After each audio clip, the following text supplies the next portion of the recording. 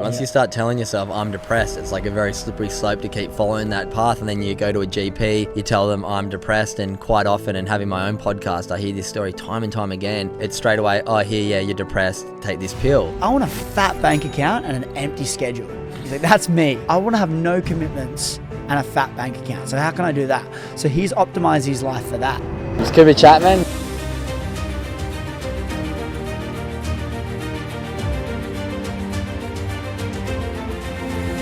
Is all about action. It's about going, okay, we're all knowledgeable, but let's be wise now and actually do this stuff. When people say knowledge is power, Knowledge is power. but he goes, no, knowledge is potential power. People know they should do them, but they don't actually do them. It's so simple that it's hard. Biggest corporations in the world, and their job is to create marketing that literally psychologically tricks you into saying you're insignificant without our product. Buy it, it'll make you feel good. Go on this holiday to Bali, that'll make you feel good. Give you the perfect example. Let's go to McDonald's and get a Happy Meal. It's Life as a whole, what has been your biggest challenge?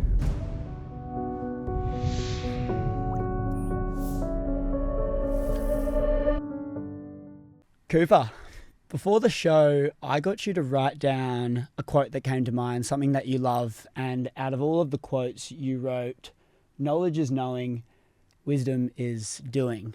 Now, you could have said anything. I'm so intrigued by that quote and what that means to you. Yeah, I think it's a nice quote for taking responsibility for your own life. I feel like when I learnt that kind of quote, I think it was a hybrid of a few different quotes, and I sort of mashed it together because I feel like so many of us are really knowledgeable. So many of us know the healthy food we should eat, the sunlight we should get each day, the exercise we should be getting, but are we actually doing it? And I feel like it's just a really good reminder to sit at the back of your own head, to keep yourself accountable, to go, all right, I know all these healthy things that I should do for myself, but am I actually doing them? And yeah, it's just a quote that I've been trying to live by. It's a quote that I teach in the workshops that I run and try and just inspire people to take that personal responsibility. And that's what I think that quote really means to me. Take that action, I guess. It's funny, one of my mentors, Ryan, on the Gold Coast, he says, when people say knowledge is power, but he goes, no, knowledge is potential power. It's not power until you actually do something with that knowledge. And as you're talking about all those simple things that we should be doing daily, but people know they should do them, but they don't actually do them. It's so simple that it's hard. Well, that's the thing. I feel like so many of us know this stuff and don't do it. And that's where you just really feel insecure about yourself, and you feel guilty, and you feel unsure of kind of the life you're living, because you're like, oh, is this really living up to kind of what my potential is? I know that if I'm doing all these things, I could be here, but the way that I'm living doesn't live up to the healthy stuff that I know I should be doing. So I just feel like when you have that quote and once you really start to live by it, it makes you, feel like you're more aligned. I feel like when you're not doing the stuff that you know you can do, you feel like you're not living to your potential. And that's where I feel like a lot of mental health issues come in, because it's so funny nowadays, everything's all about mental health awareness. And I work in the mental health space. And I feel like the time for awareness is over. It's time for action. It's time to actually do these things that we talk about. We all get told, have these conversations with your friends, meditate, practice ice baths every day, but we're not actually doing it. So it's time for action. And I think that quote for me is all about action. It's about going, okay, we're all knowledgeable, but let's be wise now and actually do this stuff, which is why I'm so inspired by the work you do now and trying to get people to do action, to get into their fitness, to get into their health, and to take that responsibility. Yeah, for sure. And obviously you work in the mental health space. Being happy is an interesting concept, right? And what happiness means is a different meaning for so many different people. For me, I find a lot of the time my happiness is tied to progressing, being able to progress in the areas of different areas of my life. I find when I'm not progressing, I do struggle to enjoy that thing as much.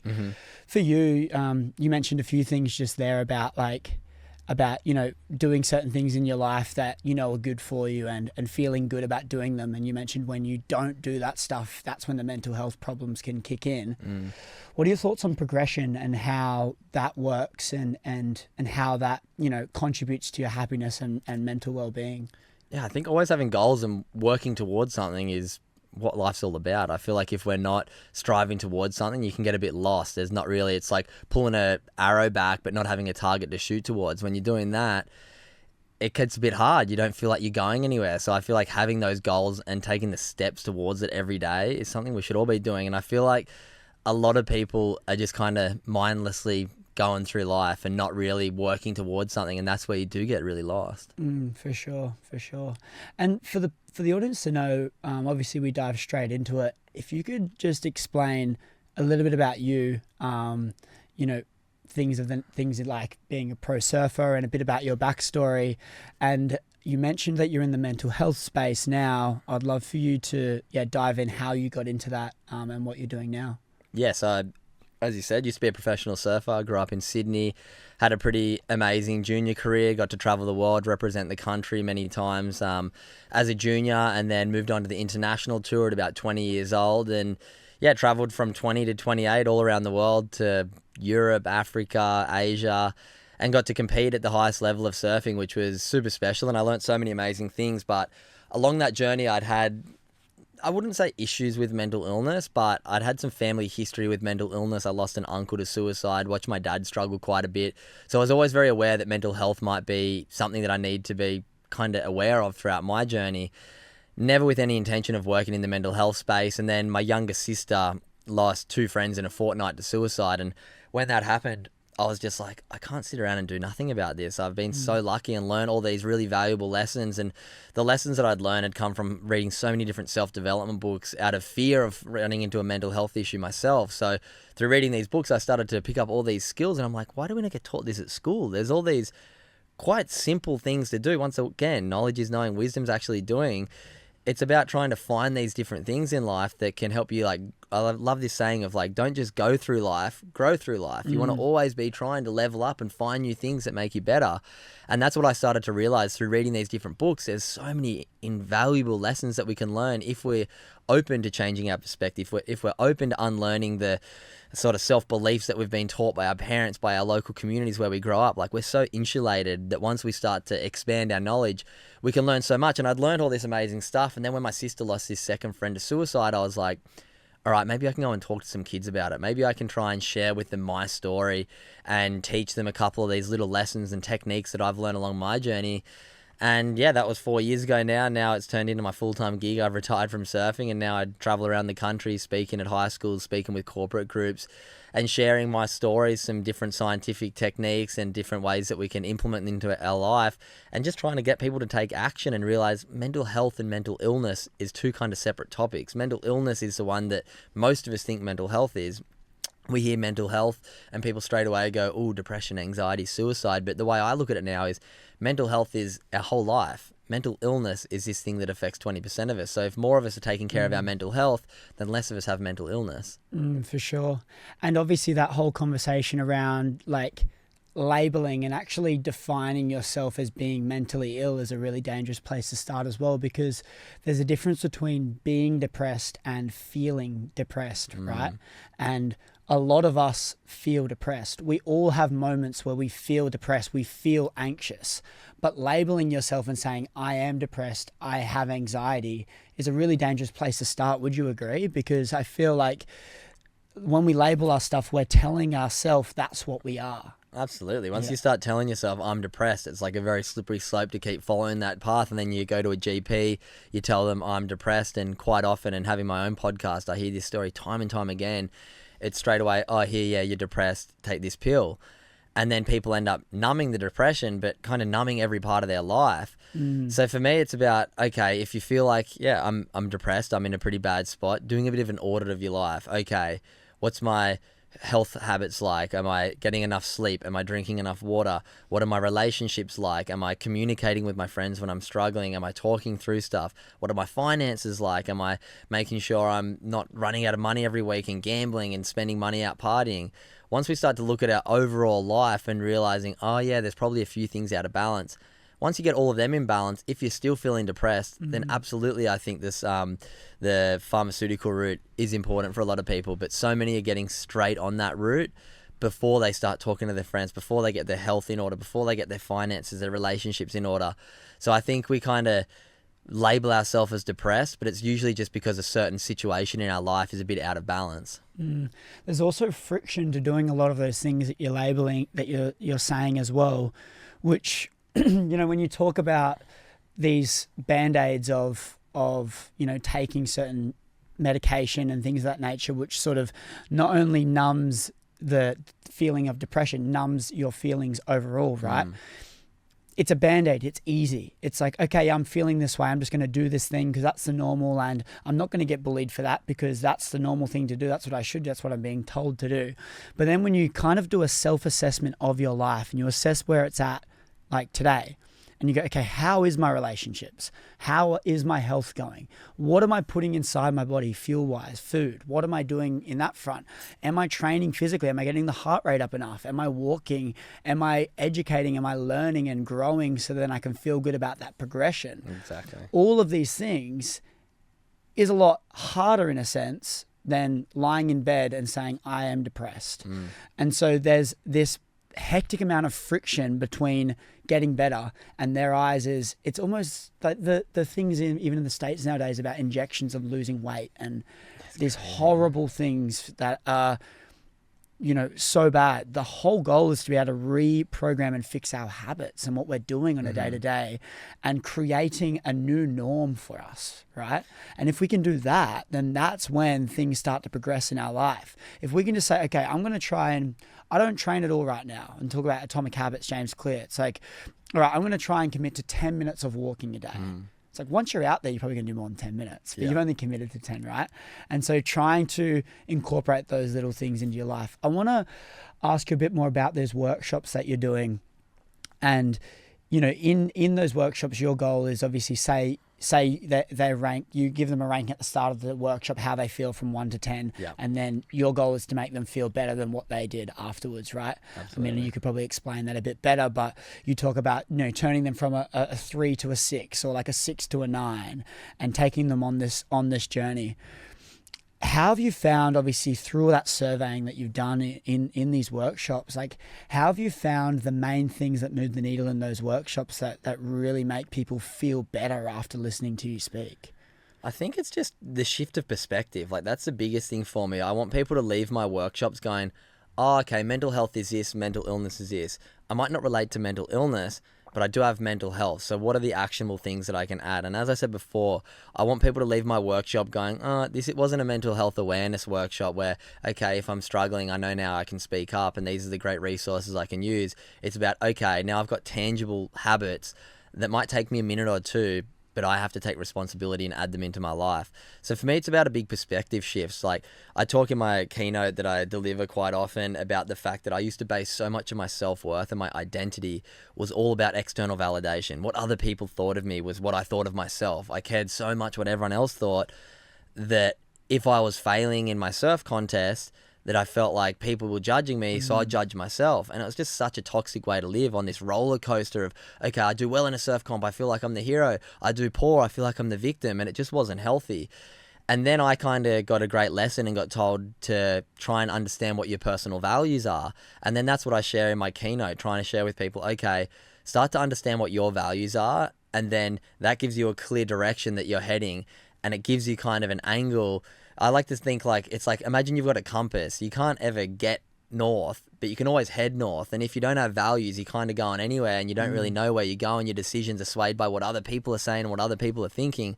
Once you get your values in order, they can kind of guide you in the direction that you want to go, and your decisions can be based around those values rather than what other people are thinking of you. So my main thing when people come to my workshop, I hope they leave with a bit of a shift in perspective and with some tools to actually implement. And like you kind of touched on my data, I say to people, how'd you feel before the workshop? How'd you feel after? And the average after like 500 surveyed people over the last couple months is average entering is 5.6 out of 10, and the average leaving is like 8.4 out of 10. So there's like a 28% increase in people's mood directly just after my workshop. And then I asked, did you learn something new about mental health? And I think it's like 96% of people say they learned something new about mental health.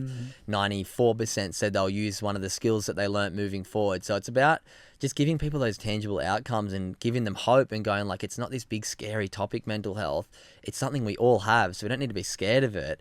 It's something that we need to take responsibility for and go, okay, even if I'm sitting at a 7 out of 10, doesn't mean I don't have to try and meditate and let myself get down to a 4 before I do something. It's like, no, let's maintain. Mental health is all about maintenance. Yeah. And in your workshops, do you ever talk about anything like, do you ever talk about case studies and different people that have gone through really challenging times or things of that nature? The reason I ask this is because I find everything's relative, right? Your problems are relative to what you're comparing them to. And when you've experienced or heard about someone that's gone through something way worse than you, it puts your shitty little problem into perspective, right? I feel like perspective is so powerful because obviously we talk about, like comparison and the thief of all joy of comparing yourself to others. And I think it's really draining for yourself to compare yourself, but equally it can be a really powerful tool for gratitude and make you feel really good about yourself, because at the same time, like if you're going through something shit and then you go, at least I'm not on the front line, like at least I'm not dodging bullets right now. Yeah. It starts to make your little problem about your food coming out at the cafe cold a little bit better, right? Yeah. Do you talk about anything like that in the workshops, or is that something that you preach as well? I mean, I try not to talk about anything too negative at all in my workshop. I feel like so many people, when they come to talk about mental health, share like a suicide survivor story or something along those lines, which I think is really important to show where you can get when it comes to mental illness. But I try and come from a more positive, hopeful light. So one of the things I do talk about is empathy. And one of the main things, well, I talk about 3 little categories with empathy. The first is listening. Like so many of us need to get better at listening. We get taught at school how important it is to read and write, but we very rarely get taught the importance of speaking and listening. And we do them way more than we read and write. And they're skills. You got to get better at them. So one of the things I teach when it comes to listening is just this quote that I love, and it says, listen, don't just wait to talk. And it's all these little things that I just have at the back of my head that are little reminders that I just love to throw out to audiences to go, maybe that will work for you. Next time you're having a conversation with someone and you catch yourself daydreaming, remember that quote. Am I listening or am I just waiting to talk? So that's, I think, really important when it comes to empathy. But then I also talk about respecting others' feelings and emotions, because like you were just saying, it's all relative. Something that might be a really small challenge to you because you've gone through it a bunch of times, someone else might be going through the exact same thing, and for them it's massive.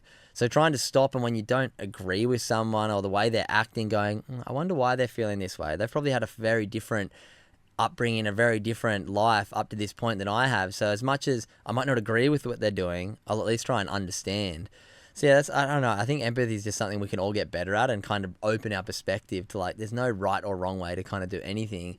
There's just the way that we do it and the way other people are doing it. Yeah. And I really love that approach too as well. And the reason for that too is because you're not dreading on the down, you're just focusing on all the good and not trying to talk on the down to put things into perspective, just more so talk on the good, so people start to feel that gratitude and feel that belief that everything's sort of, it can get better. And I really love that focus, because so often we see people, there's 100 things, 99 good, 1 bad, and people just focus on the bad. And I think it's in our nature to do that. And drama is such a thing that people love, and there's so much good, but we somehow just focus on the bad. We can be walking down to the beach today and it's a little bit cloudy, but we're in Bondi Beach, the most known beach in the world, and we're catching up as really good mates, and it's been ages, and we could be like, oh shit, it's about to rain.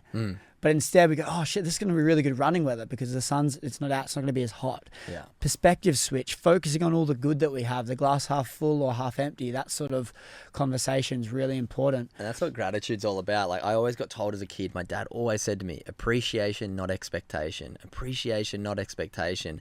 And as a kid, I didn't really know what he meant. I always thought he was just a scab and didn't like to buy me stuff, and was just like, just be appreciative of what you got, mate, not expectation. But now I know he's just teaching me gratitude, to focus my thoughts and energy on the things I've already got, the good stuff, rather than the things I don't have, because we're always going to be, no matter how rich, famous, anything you are, you can always have bigger, you can always have better, you can always have more.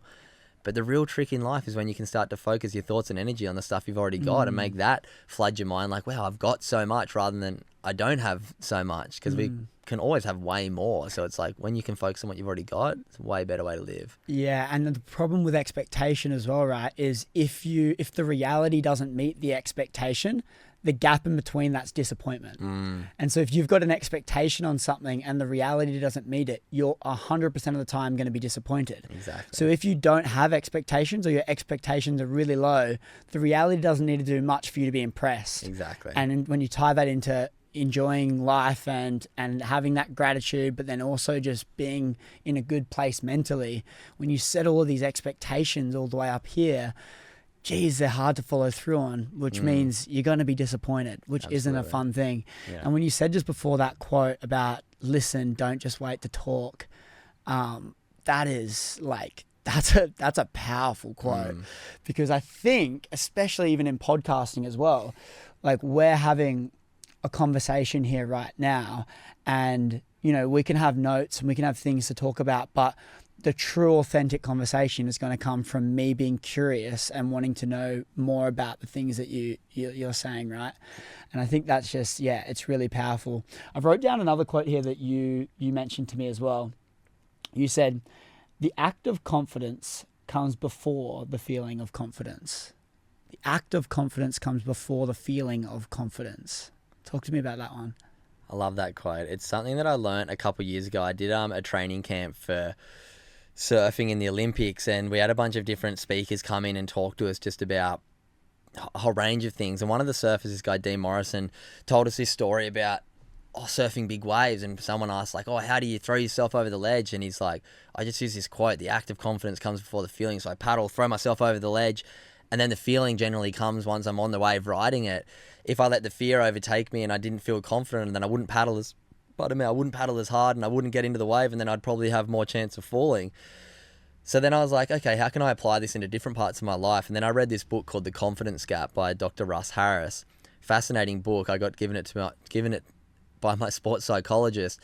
And I think the quote's like throughout that book, or a version of the quote is throughout that book. And it goes on to talk about the fact that we're all waiting for confidence to come, but it comes through the action. So it's almost like we wait for the feeling, and then we do the act, but quite often the feeling doesn't come, so we don't even act. So I've kind of like flipped it. And the greatest thing for me is like when I get up on stage to speak in front of a big corporate group for Telstra or Apple or something, where I'm like, I should be really shit scared to do it, but I'm like, you know what? The best chance of me making this the best I can do it is to go up there and own it. It's like kind of fake it till you make it, but not kind of. It's like, you know what?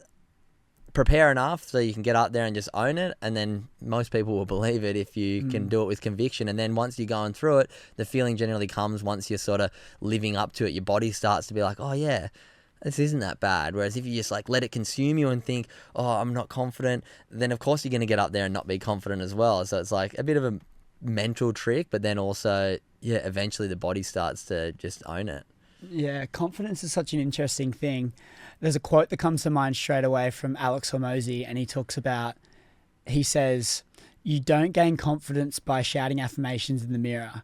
You gain confidence by stacking undeniable proofs that you are who you say you are. Outwork your self-doubt. And that ties in really well to what you're talking about with jumping up on stage. And when you talk about your very first ever show, whatever, the first ever public speaking gig, and you know, you're referring back to the board all the time, and it's like that, it's going to be very hard for you to be extremely confident in that. You can fake it till you make it to some degree, but you haven't got any reps in. You haven't stacked all of these proofs that you are who you say you are. Yeah. So you've got this imposter syndrome in you as well, because you're questioning like, who am I to be up here? And yeah, the confidence comes by getting those reps in, and the more and more times you do it, the more and more podcasts you film, the more and more you get on stage, the more and more you work on your communication skills, the more confident you're going to become, right? But yeah, we just spoke about imposter syndrome. You being a pro surfer, probably, you know, pro surfer, cool career, very cool thing to speak about. And then going into this public speaking space where you're talking about mental health and speaking in front of all these people, especially going into corporates where all of these guys are probably making a bunch of money in a corporate gig wearing a suit, and you're coming in, talking about mental health. Is imposter syndrome been a big thing for you? Have you struggled with that? Oh, it's been massive. I mean, starting a business without any knowledge about business, really. I mean, I feel like I'm a pretty clued on person, but I've always been like, just winged it the whole way, to be honest. But my whole thing with imposter syndrome, when I go and do my talks, I definitely feel like, oh, who am I to come and speak about mental health? I don't have a mental health degree from uni. I haven't done too much study in the area. I mean, I've interviewed hundreds of people now who are experts in mental health. I've read hundreds of books around it. I've listened to so many podcasts and immersed myself in knowledge. So I feel like I definitely have a lot of knowledge, but it's still always when I'm getting up on stage, I'm like so scared of getting asked like, oh, what's your education in this? And then having to try and explain it. But now the thing that's really helped me with imposter syndrome, and I wish I did this from earlier on, is taking feedback from my workshops. When I do my keynotes, when I do my podcast, I try and get as much feedback as possible and then use that feedback to improve. But I've been lucky enough that a lot of the feedback, like we spoke on before, the 28% or whatever percent increase in people's mood when they leave my workshop, the 96% who said they'll learn something new, that feedback definitely silences the imposter syndrome a bit, because there's undeniable evidence that it's actually working, even though when you're up in your head like, oh, I wonder if people are actually getting something out of this. That's where I feel like I had a lot of imposter syndrome at the start. But as I like kind of get more into the business, but then it's kind of, I love this quote as well, like another level, another devil. As my business is growing, I'm like, get imposter syndrome again. Like how am I going to scale a business? How is it? Like imposter syndrome of having a staff member working for me now. I'm like, what the hell? Like I've got someone who works for me, like who's helping me with the business. Like I need to make sure I've got cash flow. Like I'm not a business guy. Like I don't know what I'm doing. So like it keeps coming and going, imposter syndrome. But I've just learned that, yeah, if not you, then who? If like everyone feels imposter syndrome the first time they're doing something, like the first time anyone does something is the first time they've done it. So you can't expect to feel really good at something the first time you're doing it. Anyone who's really good at something had to do it the first time at some stage. 100% agree. I took me so long to start posting content. Like really, to be honest, I was putting it off for so long. And posting that first video is always the hardest, right? Just getting yourself out there. And then my mentor said this one thing to me, and it shot my imposter syndrome in the foot, and it literally was the thing that allowed me to post and share my message and quite literally fulfill such a meaningful career now. And he said, you don't need to be the best at what you're teaching. You just need to be 3 steps ahead of the people that you're teaching. And when I heard that, I just go, holy shit. Like we all have gone through some extreme challenges in our life. We've all gone through hard times and we've overcame them. We've made it out the other side. There are people right now, thousands of people all around the world that are going through the same challenges that you were going through, and they would love to know how you got out the other side. But here you are selfishly not putting your message out there because you think that you're not good enough. You don't need to be the best at what you're teaching. You just need to be 3 steps ahead of the people that you're teaching. And when you understand that, you go, not only am I going to be able to put my message out there and help the world, but equally, I'm going to resonate with those people way more than the people that are all the way up here, the professionals. Because the people that are the top dogs and the professionals in here, some little person that is struggling through a thing that they're in their head about, it's not a big problem for people. It's just, I'm really challenged at the moment.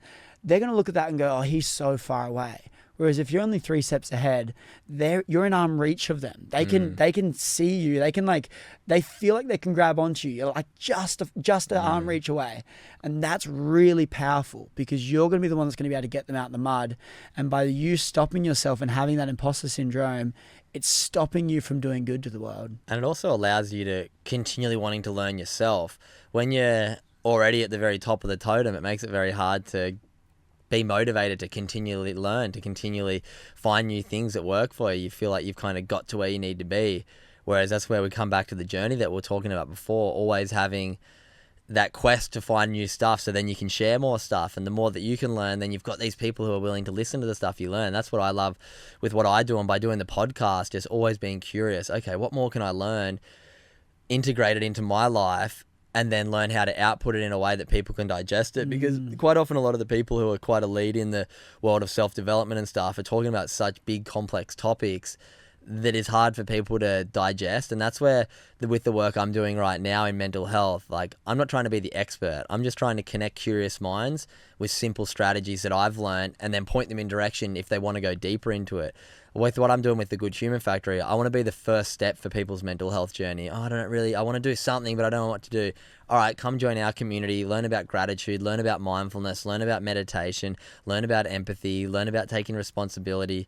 and then that sets you on your path to find more. But a lot of people feel a bit lost on where to start.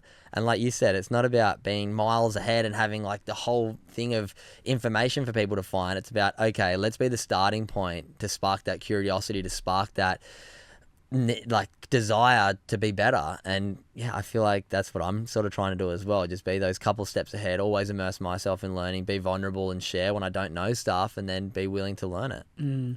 Yeah, I think that's so powerful. Having that ability to learn something and then teach that learning. To a big motivator for me when I learn something new is I go, oh fuck yes, I can now go teach that.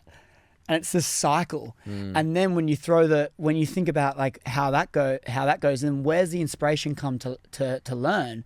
You go, when the people that you've just taught say that you've helped them or you've inspired them, if you're inspiring people, that's the most inspiring thing for you to keep going. Like it's like this loop. It's an inspiration snowball that will just keep standing the test of time, because the more you inspire, the more you're inspired to keep doing it.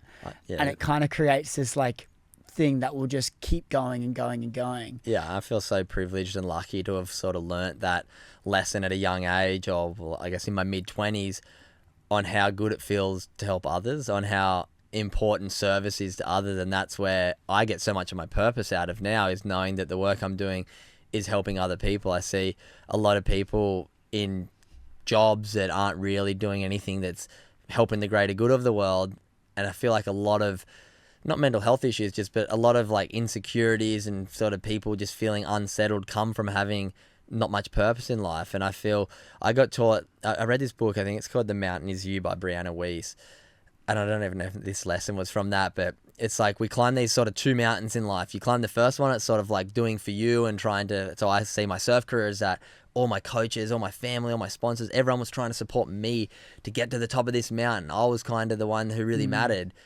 And then, I mean, not that I got to the top of surfing. I feel like I got to top 100 surfers for 10 years, which is pretty good looking back. I could either look back and be like, oh, I didn't make it, or I can be like, oh, I'm grateful I got to where I was.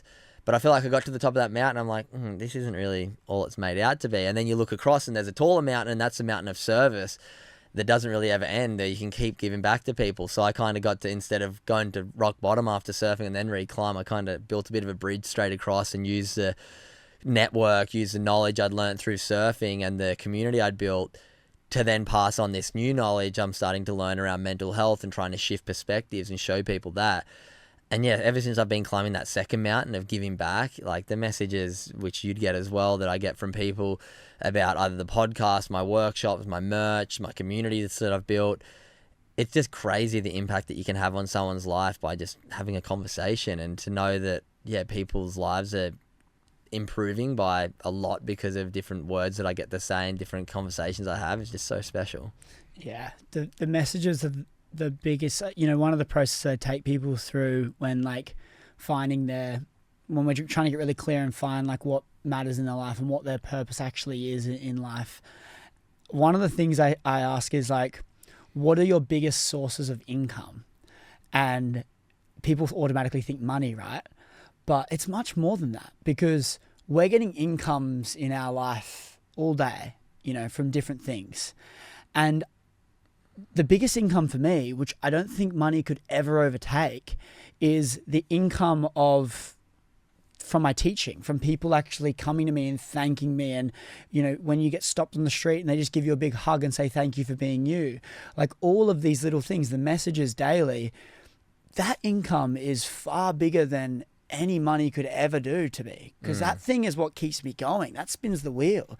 The money's unlocking the life that I want to live, but truly like making that impact is so important for me. I think that is what gives me this spark in me, which then attracts people in my life, and the people around me are gravitated towards me more. I can start to level up me by having that spark, and then by leveling up me, everyone else around me levels up as well. Absolutely. On that topic of relationships and having a really good crew of people around you, I find that, I really want to have an open conversation with you about friend groups and changing friend groups specifically. Can we go back to that? I just want to quickly talk to you about what you were saying, this idea of doing good is more important than making money. And I feel like so many people get it around the wrong way. I was having a conversation with someone about this recently, that a lot of people work super hard to make money and then almost feel guilty that they've made this money, and then try and do philanthropic things and build stuff to like feel less guilt about being so about themselves for so long. But I feel like the real trick and the real like hack in life is if you can work out a way to really help people and then monetize it, rather than the other way around. Most people like make money and then try and use that money to help people and get the sort of feel good about themselves for it. But when you can help people and then work out a way to turn it into a business, like I feel like that's the real trick in life. It definitely is. But what's really interesting is like the negative effects of being too altruistic and too giving. You've got to have a bit of, you've got to kind of, if you're too altruistic in business, have that awareness that you need to make money to be able to maintain that. But then equally, like when you're too altruistic, you kind of are pushing it away a little bit. It's like, I get giving good, but there's so much other things that you can do good for the world than just give money, right? Exactly. And the problem with being too altruistic and just give is you're kind of pushing this away. And anyone that does really, really well in business, they overcome that barrier of just being, because you kind of get in your head a little bit of like, who am I to be making this money? I just need to give it away. Yeah, exactly. And you've told me you've struggled with things like that as well, just being like charging money and like just in terms of like really wanting to give first. It's amazing. And I think it's so good for the world. But I also find there's a lot of value in fair exchange and charging people for it and being remunerated and feeling good about yourself for doing that in exchange for something. Yeah. It certainly is really powerful. But yes, impact first and let the money flow. Exactly. Like if you can just focus on impact, if you've got a roof over your head, you can look after it, you can live a good life, and that's all covered. Like you've got to focus on impact, because the money's only going to do so much. And I guess for me, like the actual journey of entrepreneurship and building business is something I actually really love. It's separate from money for me. Like the actual creation of businesses I'm really obsessed with, and being out of like proper business with software and stuff recently, I'm getting this spark in me that I really want to pick something back up again. And that's why I'm workshopping new ideas as we speak. But love that. I find that like the money and the entrepreneurship is two different things for me. Yeah. And that journey of creating the money is something I absolutely love, which isn't for everyone, you know. It's just a big game. I find like the money making side of life is just like a big game. Like there's so many ways to make money, and we get such a fixed mindset after school that it's like, this is kind of how you make money. This is a life. And then you go, okay, or I can build my own business, be an entrepreneur, and there's no ceiling. But 99% of businesses are going to fail. Whereas if you go get a job like they try and teach you at school, you're going to probably be employed and you'll be fine. So it's like they're trying not to lead us into probable failure, but then there's also not that opportunity to have like a big win. So it's like, I don't know. But then also the thing is like the buzzword of entrepreneur. It's such a buzzword. It's like it's overused, it's misused. It's this weird word now, right? Yeah. One of my mentors, Lewis Smocker, he lives on the Gold Coast. He made a YouTube video a few weeks ago, and he was explaining how a couple of years ago he had entrepreneur in his bio, and he took it out. And the reason for that is because he thought about it, and he goes, I'm not actually an entrepreneur. The whole thing around business, employees, and all of this stuff, he's like, I don't want any of that shit. He's like, I want a fat bank account and an empty schedule. He's like, that's me. He's like, I want to be able to do I want to have no commitments and a fat bank account. So how can I do that? So he's optimized his life for that. And that's what he does. And he's like, yeah, we went out for a bougie lunch every single day this year. And he's like, that's what we love to do. And I made $3 million. He's like, that's what I love to do. And so it's so amazing that people can do that and teach the lessons to be able to live a life like that. For me, I have this little bit of spark. What I was trying to go at just before was talking about relationships, because I really think it's really important with friend groups. And I want to have an open conversation about how your experience with friend groups and if they've changed a lot. Because for me, I've found, as I've changed cities and moved around a lot as well, but equally even in the same cities, I've found my friend groups change a lot. And that period in which when they're changing can be a little bit challenging. And I find that they do move. Like we've got a lot of mutuals as well, where I used to be a lot closer with some of them, yet not as much anymore. For you, with friend groups growing up and where you're at now, have you found them change a lot? Have you found it, you've had a really solid core group that have stuck there the whole time? No, I've been massive changing. Like, I mean, not friends with a single person who I went to school with anymore. At school, no one in my school, year at school, surfed with me. So I was mates with all the boys from another school. So I'd surf with them. And then when school finished, I would hang out with my beach friends a bit more. But then I also had my pro surf friends who I'd travel the world with. So I had all these different groups of people all around the world that were my good friends. And then where I grew up in Narrabeen and now I'm out of the surf community, I'm starting to realize that I didn't not fit into the surf world, but now that I'm out of it, I'm oh my God, there's so many more people who are more aligned with who I am to a soul level. So once I moved to the Gold Coast, it was a massive change for me. I moved from Sydney to Byron in May 2020 when COVID hit. In the temple? Yeah, in the temple. That was good fun, which was cool. I started to get a bit more in touch with myself a bit more and started to realize, I don't have to just be friends with surfers or just be friends with people from Narrabeen where I grew up. There's all these other people in the world who have different views on the world and who are going in different parts of life with their business and everything else. So I started to expand a bit there. And then once I moved to the Gold Coast, I started to meet this just group of basically extreme sport athletes, from guys like Harley Clifford, 8-time world champ wakeboarder, Corey Tunison's 4-time current world champ, Harry Bink, motocross world champ, all these different athletes. And I was these are my people, because not only were they the top of their sport, which is cool, but they're all really good humans. They all had really good hearts and would talk about the same stuff, would view the world through a similar thing. And all of them were curious. When we talk to each other, it's always about ideas, about going on the trips and making cool content. It's always positive and ideas. And not once have I had a conversation with any of them about drama or about someone else's life or about something negative. And I didn't realize until I'd found people that were like that there was people like that out there. So now I'm just really conscious of the sort of people I hang around, what sort of energy I'm getting from them, and trying to make sure I'm around the people who actually fill my cup and people who I can have those conversations with and who have those interests similar to me. It's so fascinating. And you were talking about how you used to hang out with a lot of surfers and, you weren't as close with the school friends, but you're close with the surfing community. It relates very well to why people lose their school friends. How you lost your surf friends is the same reason why people lose their school friends. And I have this concept of why friend groups change so quickly, especially from school or from a community that you're all coming together on a particular topic. Mm-hmm. So when you're in school, actually we'll talk about the surfing one, for example. When you're friends with all the surfers and you guys merged and came together on one thing, which was surfing. And so you guys started relating on a lot of things surfing related. You started getting along and talking about surfing, and everything was kind of around surfing. And the problem with that is it's not as much about you, it's about the thing that you guys are aligned with. So then when you leave that surfing community, you don't relate to them as much on that thing because they're in it still and in amongst it maybe.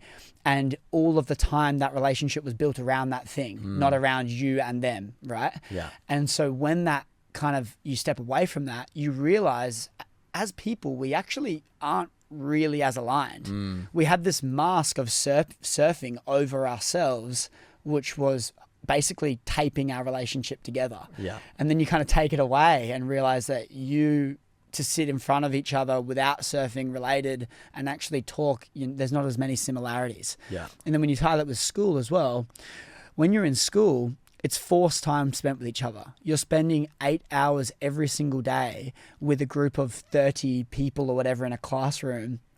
You don't have many options. Yeah. You better make friends or you're going to be lonely. Yeah. But how do you make friends with these people at school, even though you're on the options? You relate on the same shitty PE teacher you have, that same sub teacher that's annoying, the assignments you have to do, the speaks in front of the classes, the sport class, the lunchtime breaks, the drama, the girlfriends. You relate on all of these things within school, and then you leave school and take away all of those relatabilities, and you're forced to spend time with you two, just like the surfing. And then you realize, hang on, we're actually not really alike. Yeah. And then you go out to the real world and realize that there's all these other characters. There's way more people that are aligned with you. So then you go, oh, this guy's so good. This girl's great. I didn't believe girls like that even existed. Oh my God, I'm drawn to that. You might get in a relationship that might pull you away from those people. You learn a lot from that relationship, maybe go through a pretty insane breakup after school. And then that makes you learn a lot more about yourself and what you want and what you don't want. And you travel and you go, oh, there's a whole rest of the world out there. Like, oh, Australia is just this, really, to the rest of the world, this tropical island down the bottom that is just like puts so things in perspective. And you're just like, oh, okay. So, and I always look back at school and go, like, the chances of, like, I see people who like get married to someone they go to school with. I'm like, wow, the chances of your soulmate by chance going to just your school in those 30 people is like so gnarly. And like you said, the insulation of your friendship group is only the couple people who go to your school. Like the chances of those really being your aligned people is so slim. And then the comfortability of being in that relationship from a young age and not knowing any better forces you to, like, makes you just want to stay in it, even though you know you could probably get better. Like if you had friends or someone that's, you know, been in a relationship since 15 or something, and then all of a sudden they get 7 years down the line and they're like, okay, we either break up or get married. That's one of the two. And I don't want to break up because I've been with you for my whole life. I'm like I've done everything with you. Yeah. And then but it's a scary conversation, right? But then you see beautiful couples that are still together from there. So it's a bit of a 100%. catch-22. And it's just more so, I think, for people who maybe feel just that unease or something that isn't right, it's probably because there is more out there for you. There's so much life and world out there to explore that quite often we get trapped in. Like, I see so many people not... And I get it is a privilege to be able to travel, but so many people are willing to just spend their money on the weekend going out partying and not put some away and try and go explore the world, or even if it's just driving up the coast a little bit and going to explore a different part of Australia. Without doing that, you just don't really see what else is out there. And I've just been so fortunate with my life. I've got to live traveling the world surfing to see so many different amazing cultures, people, experiences that's made me realize, there's so much more than just this insulated part of the world in my community. I mean, I met my partner when I was in Portugal for a surf comp who now lives over here in Australia with me. Like, once you start to expand your horizon, you start to realize there's so many more opportunities and stuff out there. How important are relationships to you in terms of like if you were to strip away how important are they for you? Like, are they one of the most important things in your life? Oh, absolutely. I think our connection to other people is what makes life important. If you don't have solid relationships, you're alone, you feel lost and disconnected. I think we need to have relationships, and it's really sad to see that the numbers of people in relationships is dropping, but also the number of people having close friends is dropping. Like, loneliness is such a crazy epidemic that is happening that it's not really a thing that gets talked about that much, and it's so important that we have the capacity to learn how to communicate better. Hence why I try and talk about this idea of empathy, learning how to listen properly. Like, all of these things are just diminishing. Our attention span is diminishing, and quite often it's not our fault. It's the fault of the social media companies extracting our attention through all these new algorithms that just draw us in. But it is our responsibility to build awareness of this and then work out ways to fight back, which is having conversations like this and trying to encourage people to, go sit down and put your phone away and actually connect with someone is something that is starting to diminish, but we have to start to recognize that and bring it back. Yeah, you mentioned just then, though, about it's maybe not our fault. And I think it's interesting, and I always like to challenge that because I do really feel like taking ownership on everything in our life is so powerful and important, because it's not our fault, but it is our responsibility. Yeah, it's a good distinction there for sure. Not our fault, but responsibility. It's like they're putting chocolates in the fridge, but it's up to us if we want to eat it or not. Exactly. And the more we can reduce our fridge having the chocolates in it, the easier it's going to be to stick to not eating them. But it's like some of the most highest paid neuroscientists, human behavior specialists, all of these topics, psychologists, are working for the biggest corporations in the world, and their job is to create marketing that literally psychologically tricks you into saying you're insignificant without our product. Buy it. It'll make you feel good. Go on this holiday to Bali. That'll make you feel good. I'll give you the perfect example. Let's go to McDonald's and get a Happy Meal. It's like, it's right in front of our faces, and quite often it's psychologically happening without us knowing, like down to the smallest things. Like I was speaking to a friend of mine who's quite high up in tech, and he's like, if you go and look at WhatsApp, in the background of your messages, there's all these subtle happy images. And that's psychologically, you don't even notice that they're there. There's all like smileys and elephants and umbrellas and all these positive things that are really subtle in the background of your messages, which will subconsciously make you happier to be there, bring you back there. So all of these different companies are using all these psychological tricks to trick you to go there. But it's our responsibility to, for one, build the awareness that it's happening, but then also not be swayed by it, not take the chocolate out of the fridge. That is interesting. I didn't even know about that. I'll get my phone and show you quickly. Keep talking. Yeah. I didn't even know that with WhatsApp. So with WhatsApp, there's smiley faces and all sorts of things going on. That is absolutely insane. Look in the background photos. Oh my gosh. And that's all subliminal. Every message. You don't even know it's there. That's all subliminal. So that is crazy. That is so crazy. You don't even know it's there. Octopuses and lips and DJs and... Oh my gosh. When I got told that, I was like, I've never noticed those motherfuckers. Oh my gosh. And... But think about how much it's happening in everything. The colours, that's what I mean. These neuroscientists and all these smart people working for these corporations, their job is to do stuff like that. They create things that trick us into coming back more and to feeling okay with it. Even the most insane things like the like button and like that thing is insane. The like button, the effect that the like button has had on us alone is absolutely insane. And what are some things like actively speaking here, like how we can make sure that we can do the things to stop reaching in and grabbing that chocolate? Like, what are these things that we can do? Is it the mindfulness? Is it all of these? You talk about I'd love you to break down some of the things you're talking about with the 14. What do you? 14 habits, full potential. 14 full potential habits. Like, is it those things that are gonna, if we keep focusing on them, is that gonna make us draw in to grab that chocolate less? Like, what are the things that we can do to make sure that we're restricting ourselves from and going against these psychological tricks that all of the biggest companies in the world are doing to us? Well, I think first one's just awareness that it's happening, and then the second is just like routine and the habits that we do to fight back against it. And I'm like a sucker for it too, trying to, like, every now and then, especially when I'm traveling, I lose my routine so much. Like when I'm at home, it's like, okay, I wake up, I don't go on my phone till 7 in the morning. I'll do breath work, meditation, read my book, have my supplements before I get on my phone. But then as soon as I go away, it all just goes out the door and I wake up and scroll social media. And I'm like, once we build these routines, it's such a solid way to fight back against that. But for me, I find it really difficult when I'm not at home and in routine. But then also having someone to keep you accountable. And that's where I'm so lucky, having a partner who's super into keeping each other accountable. So we have like this full potential board where we have 14 habits that we try and do every single day. And I mean, the habits like breath work, meditation, taking our supplements, stretching, self-care, like putting on our moisturizers and cream before bed.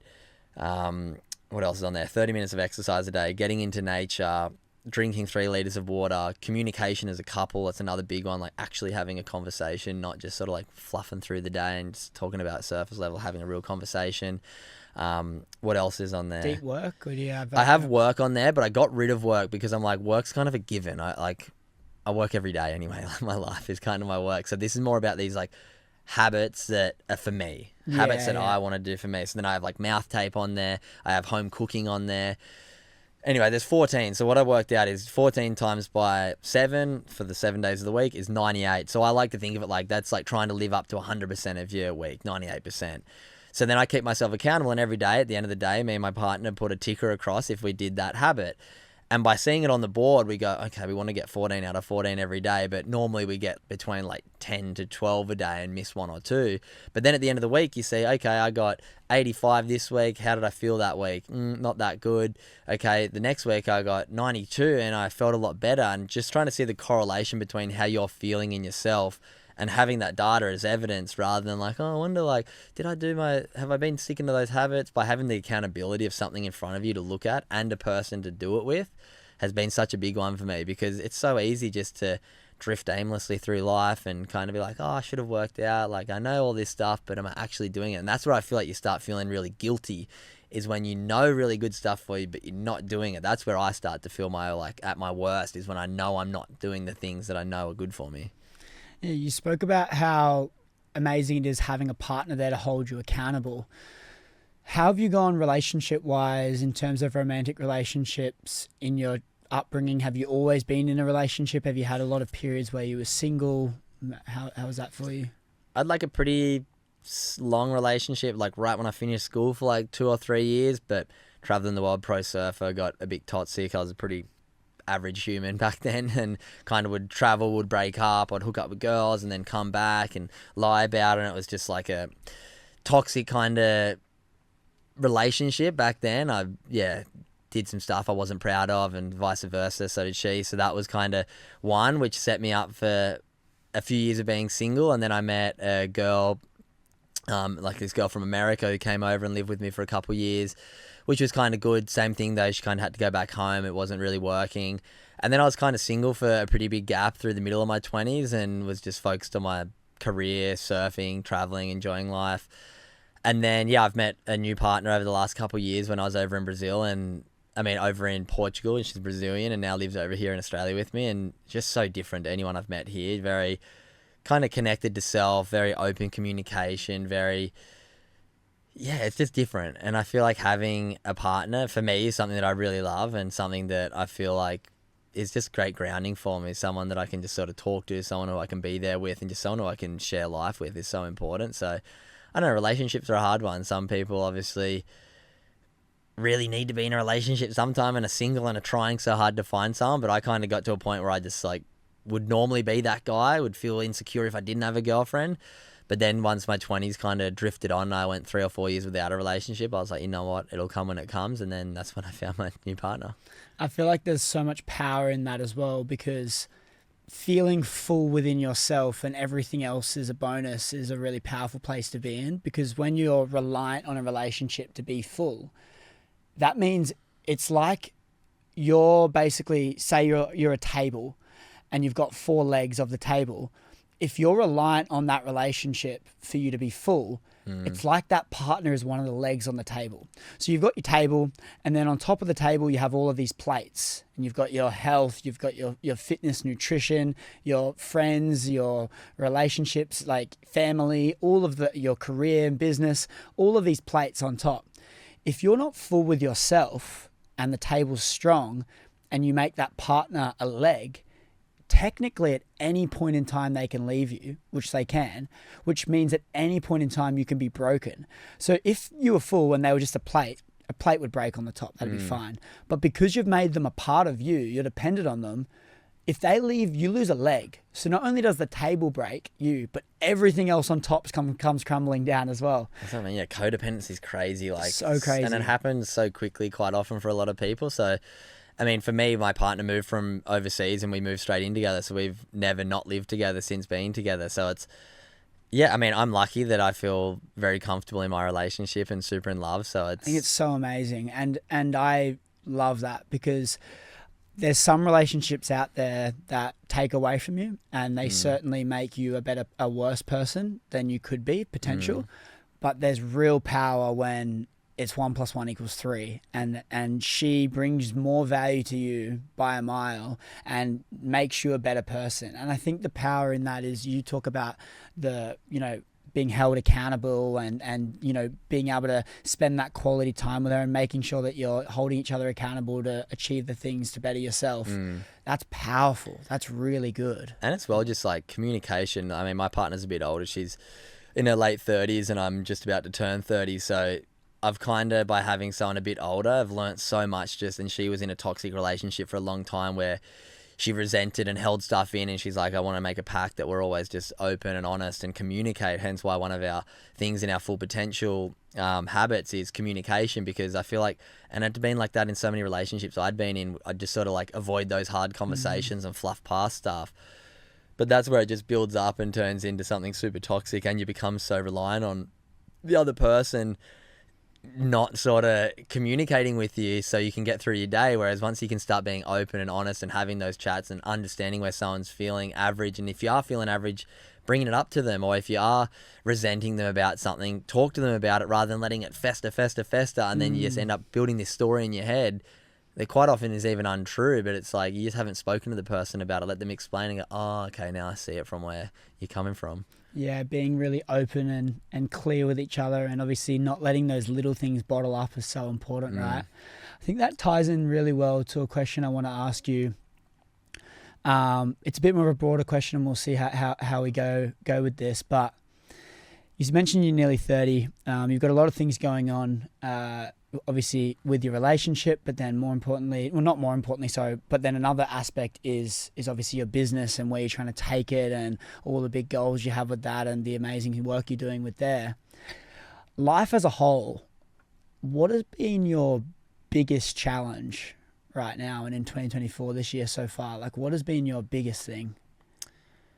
Couple of things. I mean, one, relationship-wise, we're just about to have to go through doing a partner visa, which is super expensive and also a massive commitment to legally being partners because she needs a visa. So that's kind of something that's massively on my mind, but we're working through that.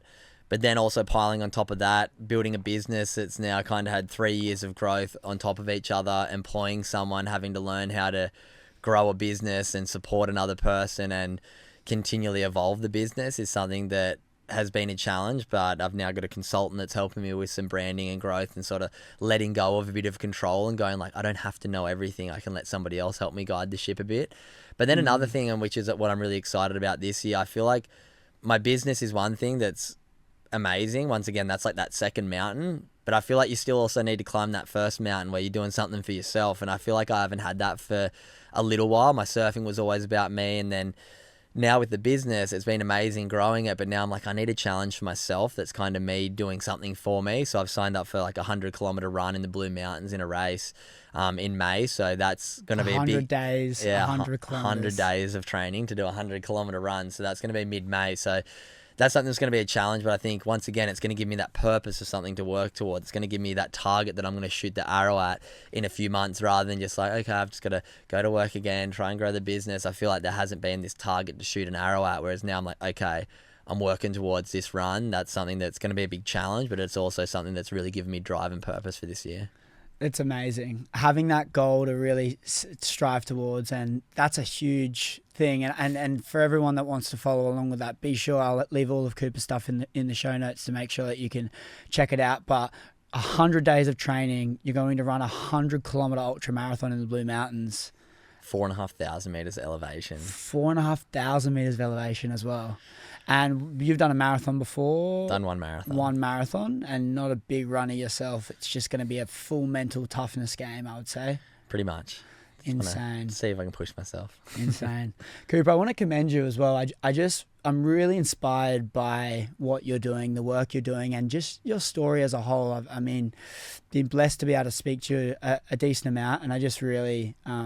I'm really inspired by the work you're doing. It's super amazing. And then also just your ability to communicate on things like podcasts and on stage. You're very inspiring and something I definitely want to work towards. So thank you so much. No, thank you, brother. And as well, it's been epic to watch your journey. I remember, I guess a year before you started to blow up on TikTok and social media, how hard you were working at it and you never gave up. You kept chipping away, trying to find your niche. And now look at what you've done. It's so cool to watch you growing and taking over the world and really trying to do it from a pure place of helping people. And you can see in the way that you talk, the conviction you talk with, that it is coming from that really pure place. So, mate, it's been epic to watch your journey. I'm looking forward to having a chat on my podcast about your story as well.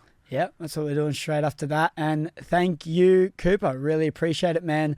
All of Cooper's stuff, details will be in the show notes. And so you guys can definitely reach out, check out his podcast, Good Humans. I'll be on there as well. Super exciting conversation. Thank you to everyone that has tuned in so far. I can't thank you all enough for making it to the end of this podcast. I hope you guys enjoyed. And if you haven't already, drop a follow on whatever platform you are watching this on. Cooper, appreciate you, man. Cheers, my brother.